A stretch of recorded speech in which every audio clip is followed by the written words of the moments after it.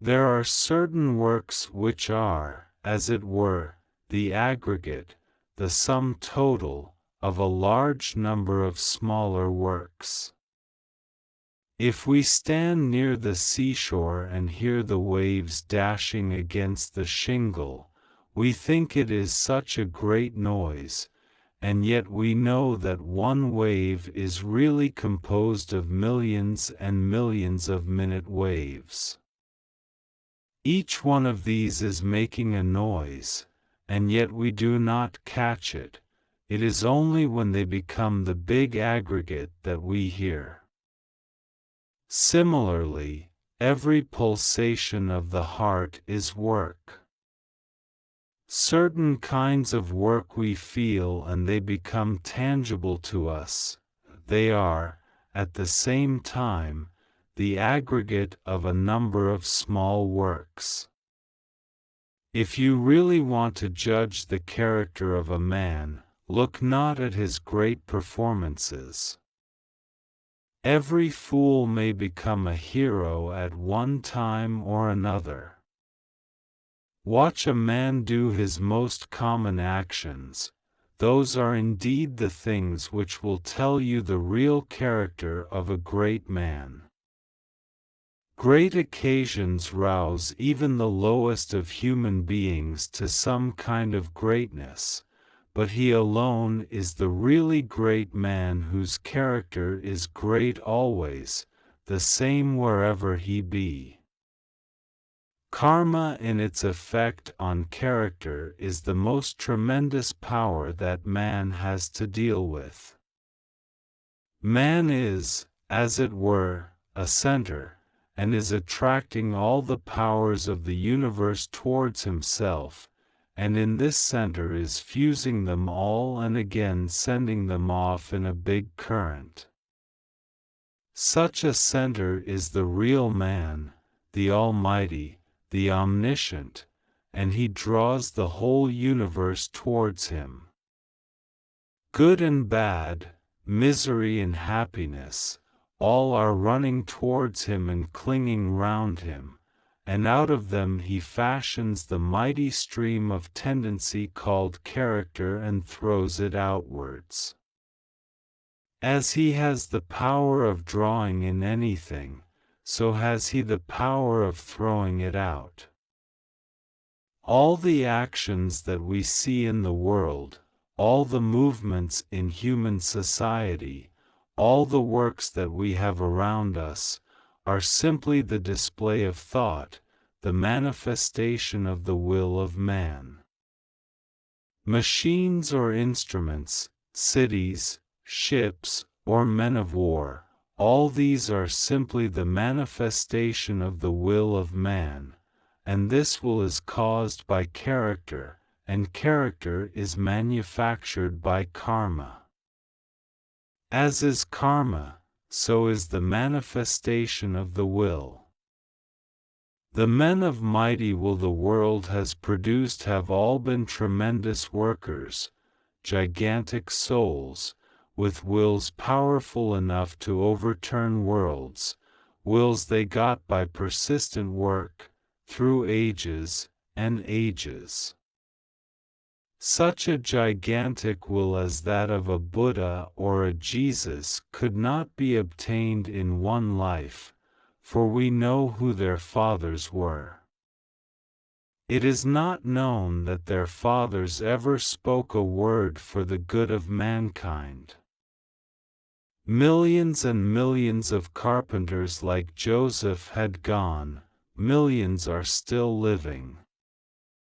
Millions and millions of petty kings like Buddha's father had been in the world. If it was only a case of hereditary transmission, how do you account for this petty prince, who was not, perhaps, obeyed by his own servants, producing this son, whom half a world worships?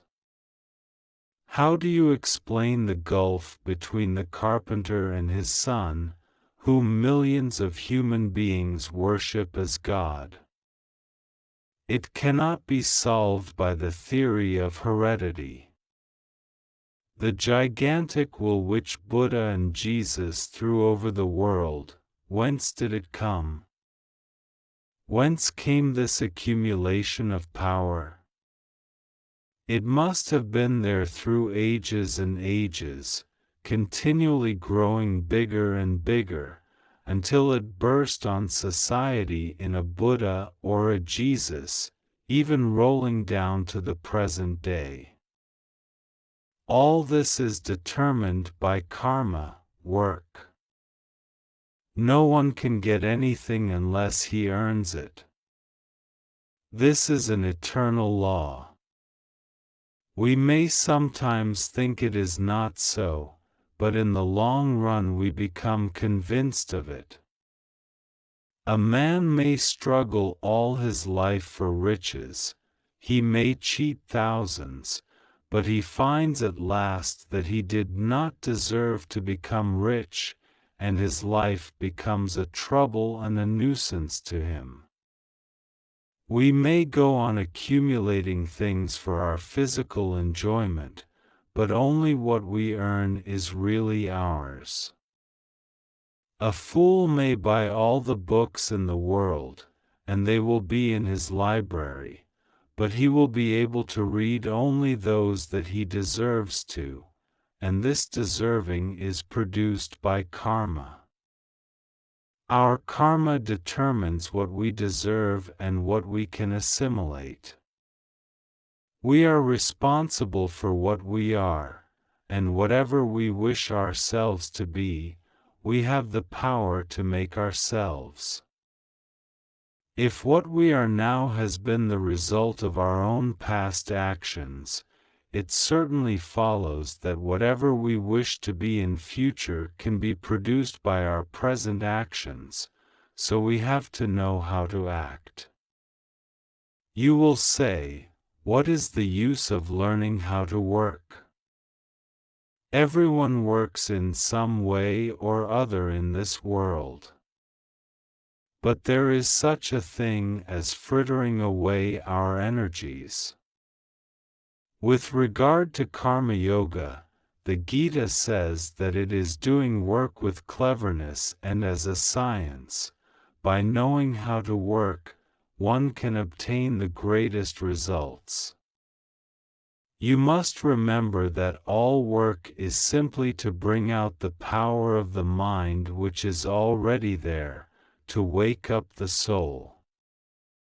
The power is inside every man, so is knowing. The different works are like blows to bring them out, to cause these giants to wake up. Man works with various motives. There cannot be work without motive. Some people want to get fame, and they work for fame. Others want money, and they work for money. Others want to have power, and they work for power. Others want to get to heaven, and they work for the same. Others want to leave a name when they die, as they do in China, where no man gets a title until he is dead, and that is a better way, after all, than with us. When a man does something very good there, they give a title of nobility to his father, who is dead, or to his grandfather. Some people work for that. Some of the followers of certain Mohammedan sects work all their lives to have a big tomb built for them when they die. I know sects among whom, as soon as a child is born, a tomb is prepared for it. That is among them the most important work a man has to do, and the bigger and the finer the tomb, the better off the man is supposed to be. Others work as a penance, do all sorts of wicked things, then erect a temple, or give something to the priests to buy them off and obtain from them a passport to heaven. They think that this kind of beneficence will clear them and they will go scot-free in spite of their sinfulness. Such are some of the various motives for work. Work for work's sake. There are some who are really the salt of the earth in every country and who work for work's sake, who do not care for name, or fame, or even to go to heaven. They work just because good will come of it. There are others who do good to the poor and help mankind from still higher motives, because they believe in doing good and love good. The motive for name and fame seldom brings immediate results. As a rule, they come to us when we are old and have almost done with life. If a man works without any selfish motive in view, does he not gain anything? Yes, he gains the highest. Unselfishness is more paying, only people have not the patience to practice it. It is more paying from the point of view of health also.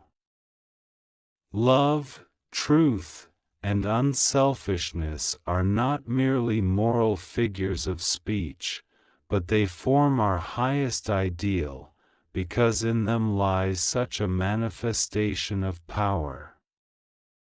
In the first place, a man who can work for 5 days, or even for 5 minutes, without any selfish motive whatever, without thinking of future, of heaven, of punishment, or anything of the kind, has in him the capacity to become a powerful moral giant.